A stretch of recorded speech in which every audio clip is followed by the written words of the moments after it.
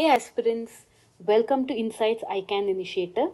I hope you all have had a good festival for those who are celebrating it. And as you know, it is a festival of harvest.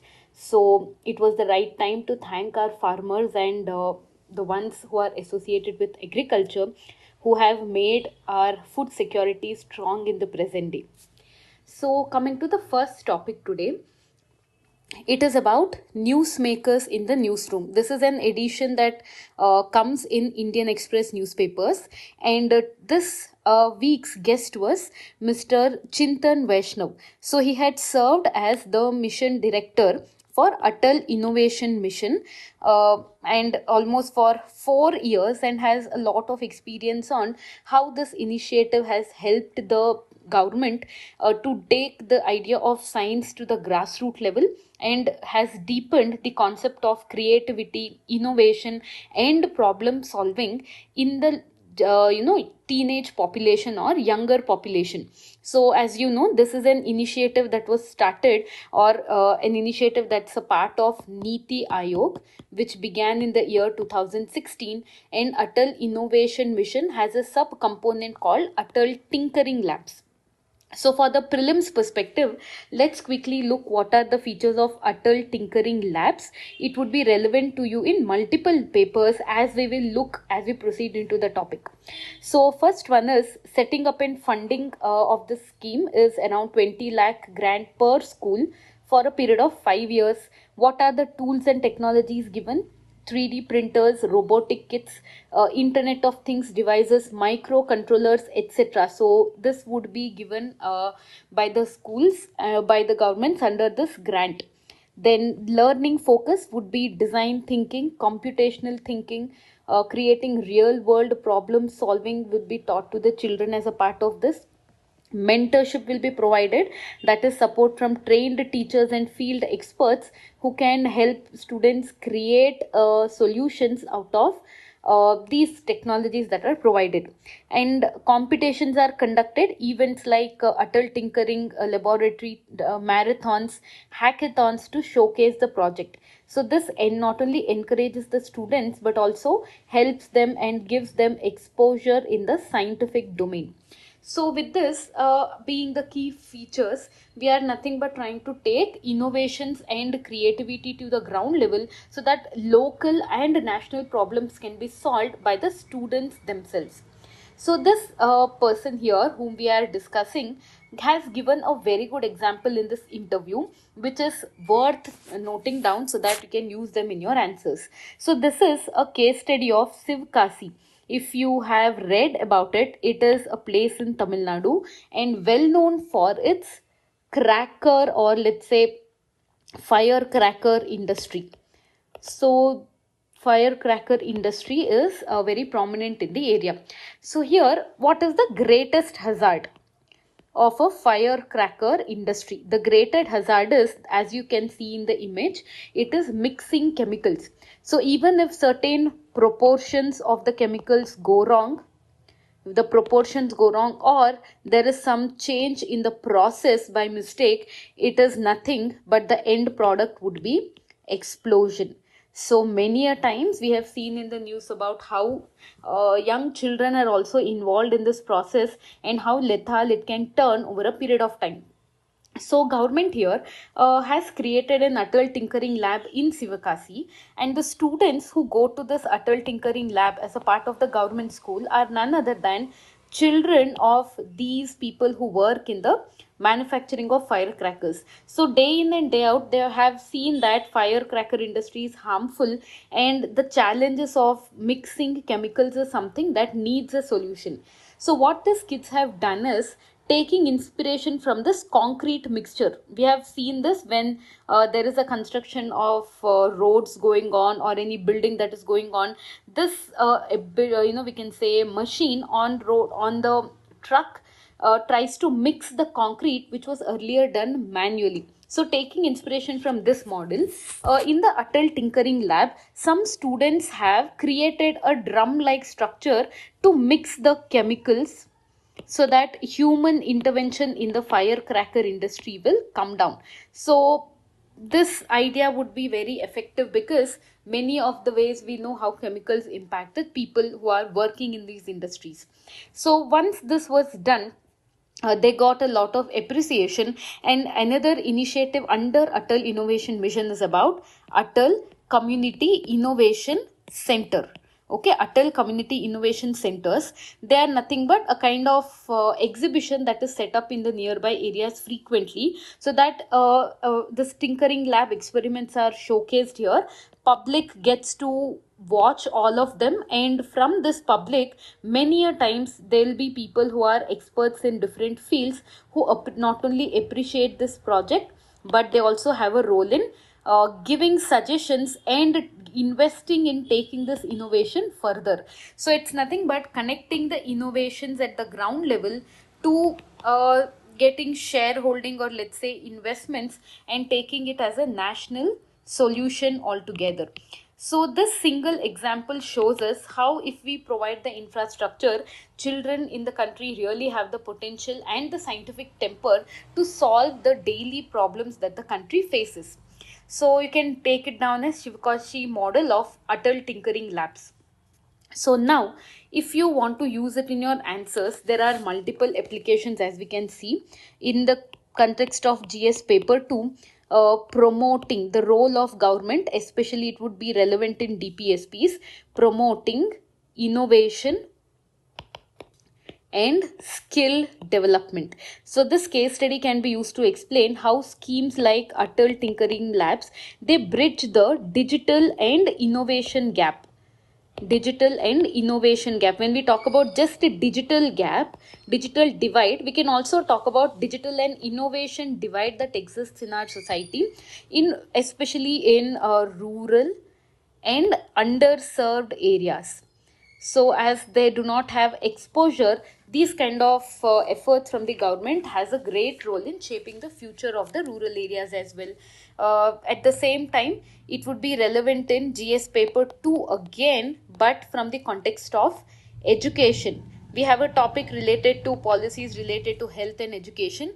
So in this, we are nothing but deepening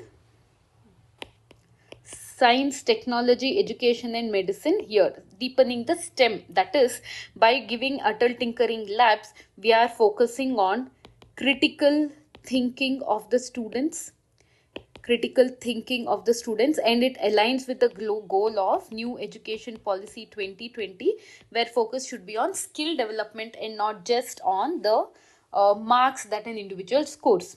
So let's say we are applying it to GS paper 3 here. In this case, we can talk about role of technology in development. So in this, Atal Tinkering Lab fosters a culture of innovation. So when this innovation is made a habit to the children, it would nothing but create a lot of opportunities for them and the society as well. Culture of innovation, especially in among the young minds. Then we can talk about local solutions to local problems. So many a times, even policymakers or somebody who is solving the issues will not be able to identify what the local problems are unless and until the person is a victim of such problems. So if such local problems are highlighted and we give them an opportunity to solve it, we don't need somebody from outside to give a solution, but the people will maintain their own way of solving the problems.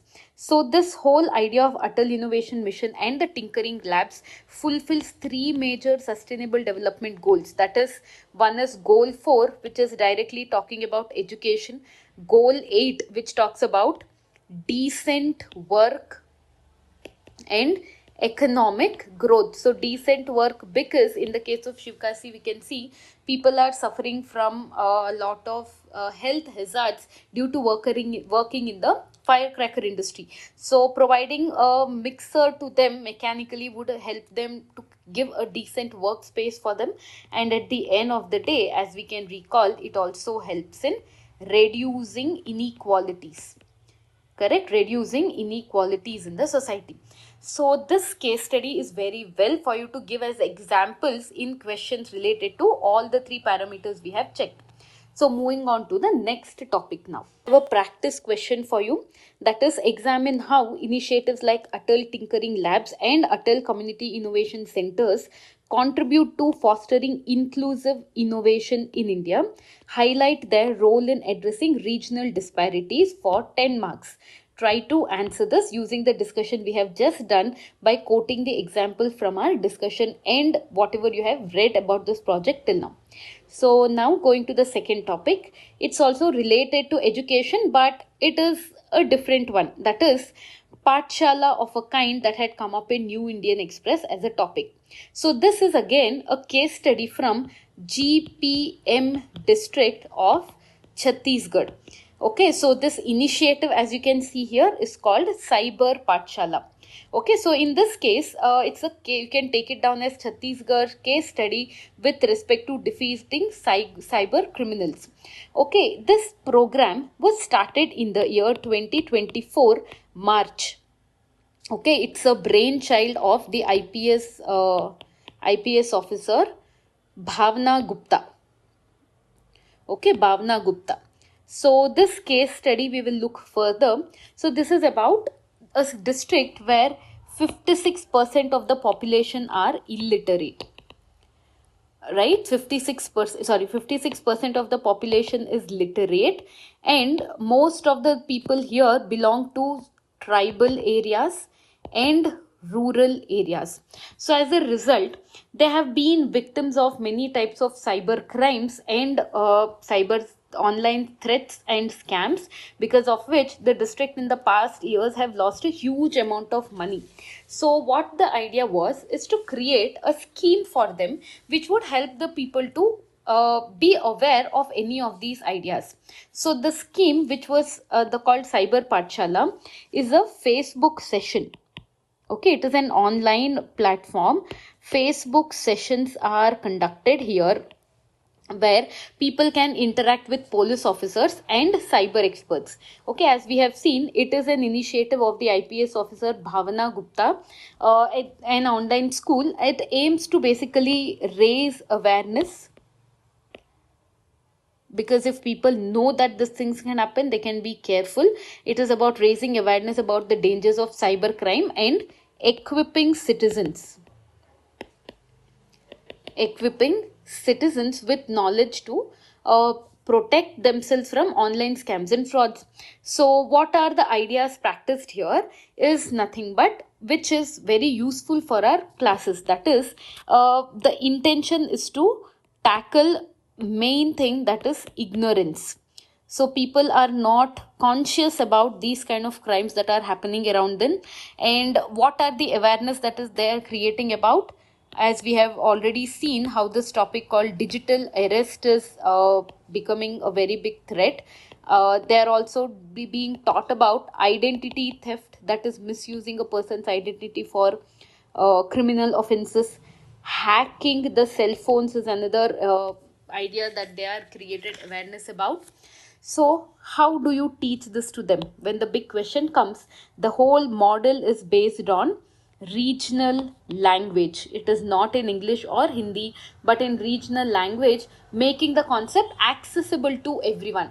So in 1.5 years already we can see that 1.3 lakh people have registered and constantly consume content related to the cyber pathshalas, right? So another initiative that was started along with cyber pathshala is cyber shields.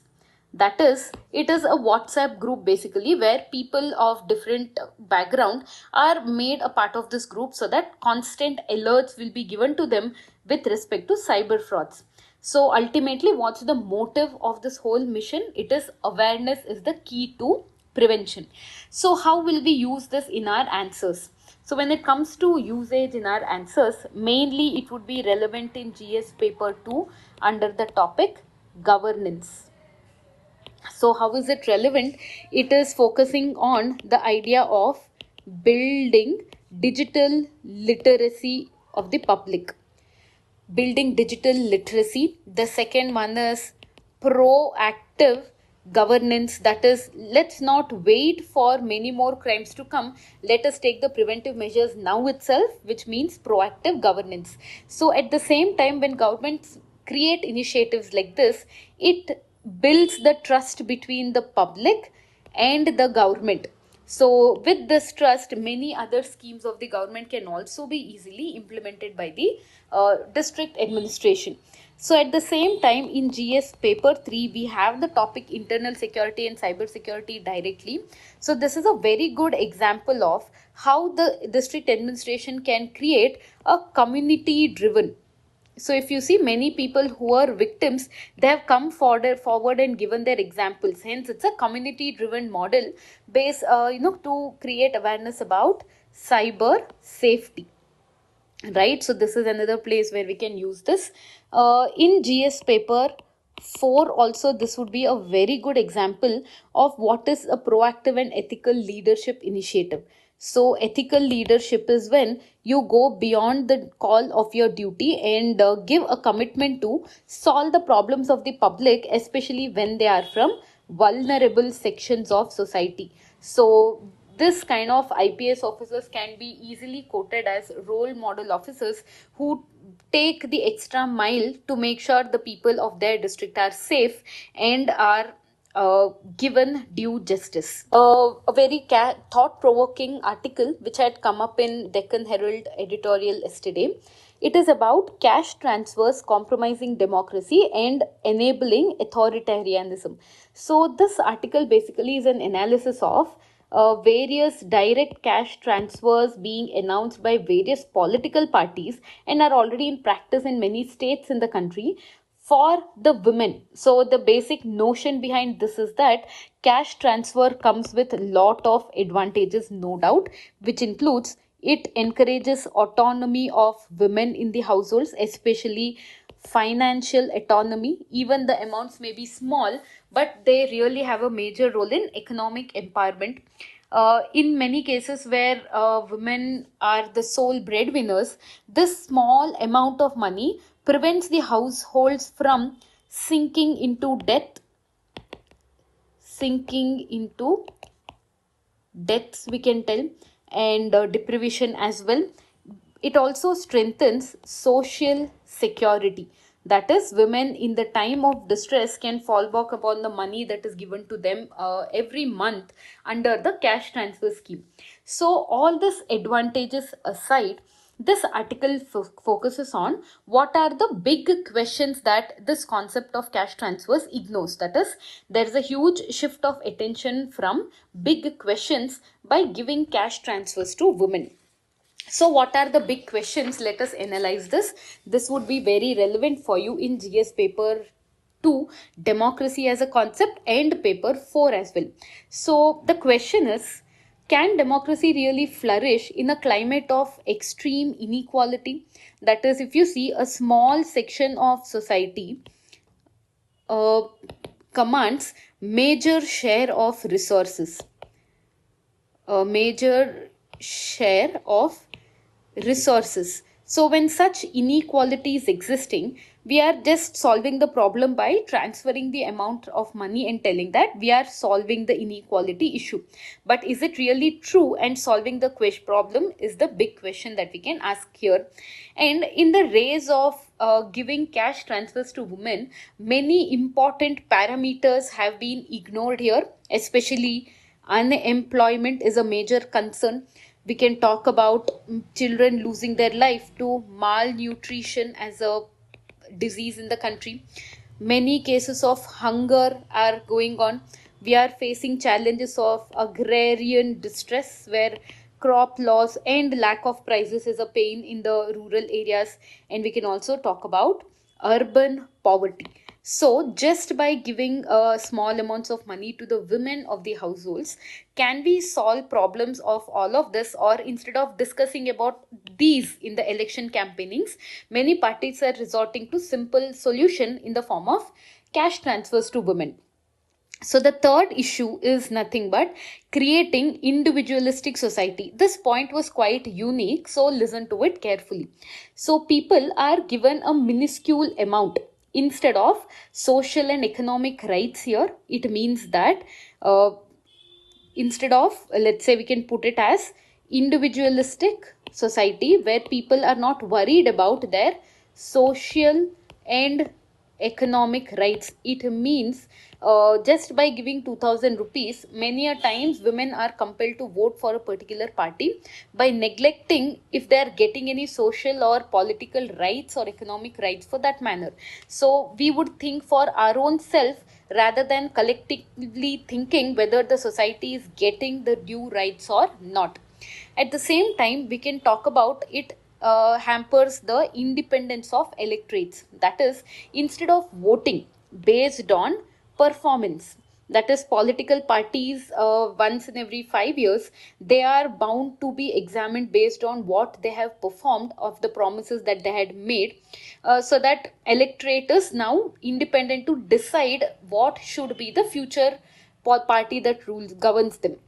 But by giving these kind of cash transfers, we are nothing but making the electorate dependent on the parties. Okay, making the electorate dependent on the parties, and all of this is happening at the cost of political and civil rights. We can tell, when we talk about social and economic rights here, we'll talk about political rights here, because we have the right to not to vote a party to power if they have not fulfilled their promises of whatever we have discussed here. Then just by giving the cash transfers, all this would be forgiven. So democracy is a kind of threatened in this case.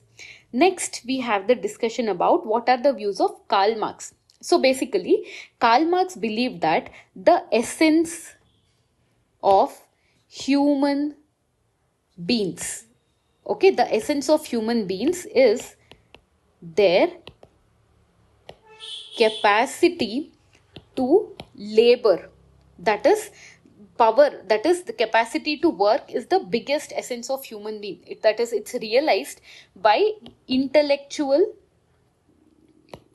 and manual labor. So if we are having anything unique in us, it is our ability to work for some organization or even working our own self. We might be thinking or contributing our intellectual capacity or physical capacity. So in this case, absence of remunerative employment, because as the organizations or government is not able to create more job opportunities and give people a remuneration through these jobs, informal economy is also not so great in its performance. As a result of this, small cash transfers are also becoming very attractive for the voters, because in the formal sector or in the informal sector, job market is not that great, and having a good amount of money at the home for meeting the basic requirements is a necessity. So people are having to depend on the government for the small cash transfers, especially by compromising their dignity of labor here. So this was a very good analysis given by Karl Marx, how it impacts the dignity of the individuals. And if you remember, giving a life of dignity is one of the fundamental promises of democracy. Right? So the next one is the notion of sovereignty. That is, citizens usually approach the state because citizens have certain kind of rights promised by the constitution. But freebies like this, they establish a kind of patrimonial relation of citizens with the political leaders. So what is the meaning of this patrimonial relations? It is as if the leaders are providing a charity to the public, and we are grateful to this leaders for providing the opportunity. So they know citizens, it is nothing but citizens do not have rights, but it's a kind of benefit given by the leader by their own discretion. So when citizens know whom they have to choose even before the voting ballot, democracy becomes nothing but a hollow ritual. So with this analysis, we can tell that when we get questions like this, we need to raise our voices against free cash transfers in any manner. or keeping aside it to only limited sections of the society, with the idea that this was also in a quote that had come in yesterday's Indian Express newspaper. Our lives begin to end the day we become silent about things that matter. Martin Luther King Jr. So try to remember, this argument was solely for the purpose of impact of cash transfers on the democracy, where they have really a positive role in constructing a very empowered feeling for the women of the society. But when this becomes the norm in the political sense, it is when the democracy is harmed to a great extent. So try to conclude in this topic with a good solution and a kind of optimistic note. So we already discussed about two types of impact in education in today's episode itself. First one on need for innovation and skill at the school level. The second about a kind of school where cyber crime related awareness is generated. And we'll end today's discussion also with a topic in a similar note, that is in the education sector, beyond no detention policy. So many of the major newspapers have already covered this idea, but today there was a very good editorial from again the New Indian Express. So we are trying to analyze how this no detention policy is a right opportunity to bring a large scale reform in India's education sector. So to start with, this is the Right to Education Act of 2009, the original act, RTE. It talks about this act is amended basically. What is the no detention policy is to detain students, that is currently to detain students in classes 5 and 8 if they fail to meet the promotional criteria. So promotional criteria is how many marks a child needs to clear an exam.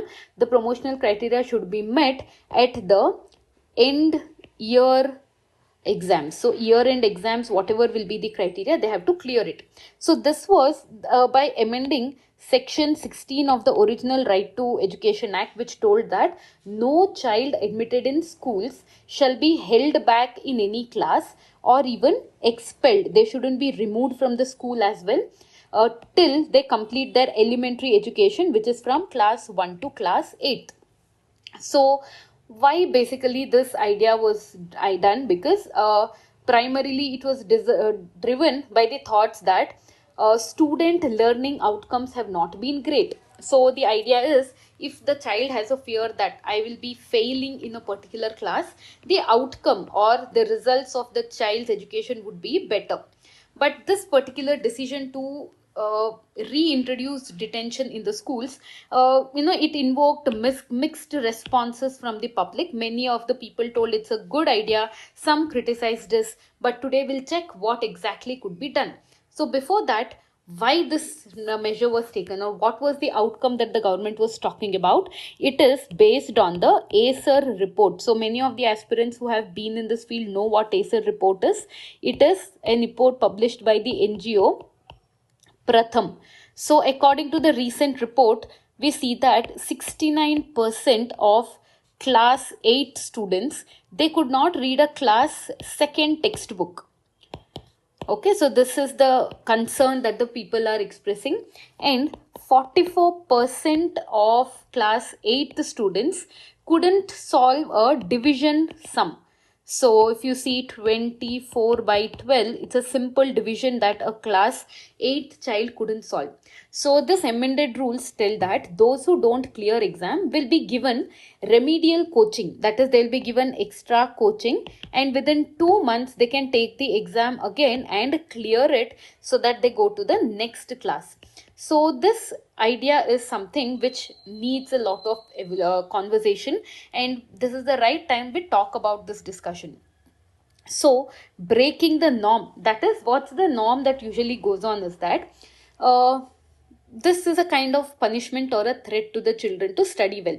So this move should not signify the return of punitive measures, that is punishment, but should serve as a stepping stone to explore holistic learning approaches that the educationists always talk about. So the first and the unique idea that already is in place, but the implementation lacks, is continuous and comprehensive evaluation. It mandates several progressive assessments so that the kid is not pressurized at the end of the year to perform. So what is the pattern here is, you'll have multiple exams in a year if you're a child. That is first assessment exam, second assessment exam, third and fourth. So what the schools will do, they will compare, or they will try to take the average of these four and give you the result at the end of the year. So every of this assessment will be based on various different parameters, and the average result would definitely be a better outcome. So what the child will feel, instead of sitting and reading for this one exam at the end of the year, every single exam is important and the performance will be measured. So this is what we call continuous and comprehensive evaluation. The need of the hour is to follow this very strictly, so that the child doesn't feel the burden at the end of the year. Right? Next one is, instead of focusing on rote learning and clearing every single exam by representing the topics as it is, the focus should be on innovation, or we should find some innovative ways of judging the let's say knowledge of a kid, not just based on the marks. So this is the second idea. The third idea is focusing on foundational literacy and numeracy. So in addition to what we have done, the focus should be on these two ideas by customizing. Okay, so by customizing intervention and remedial classes. So this is a very important step, because all the children in a classroom are not equally receptive to an idea that the teacher tries to explain. So those who need extra efforts and some innovative ways of teaching, they should be given the remedial classes. And what should be the focus? The focus should be on foundational literacy and numeracy. So why this is relevant? Because it will help us to address the gaps during upper primary schools. So in many of the time, children who would have been in 6th and 7th would not be having the idea of foundational literacy and numeracy. They can be trained so that a strong foundation is created and they can build the future based on this foundation. So that should be the focus of remedial classes here. Next one would be experimental learning, that is being creative in teaching or framing the pedagogy. So the focus should be on activity based learning. Experiments should be done to engage students in hands-on activities. The best example for this is Karnataka government's Nali Kali scheme. So in this Nalikali scheme, it is nothing but the one which promotes joyful learning, especially in lower primary classes of government schools specifically. So it is a kind of teaching pedagogy where the teachers will be, focusing on multi-grade. That is, instead of just one class, they would be focusing on different classes. Multi-level activity is both done in teaching and learning approach. So if you see, this is an example where using a model like this, a kid is taught what is Monday, Tuesday, Wednesday, Thursday, Friday, how to remember this better. So instead of by hearting this as we had done most of the time as children, this activity based thing engages the kids and gives them a very good experience of learning. So after this, there has been a great response from the students and parents equally. So this example you can quote in your exams as well, the Nalikali pedagogy of Karnataka government. So once this is done, you would have realized that all this is successful only if we have good teachers around.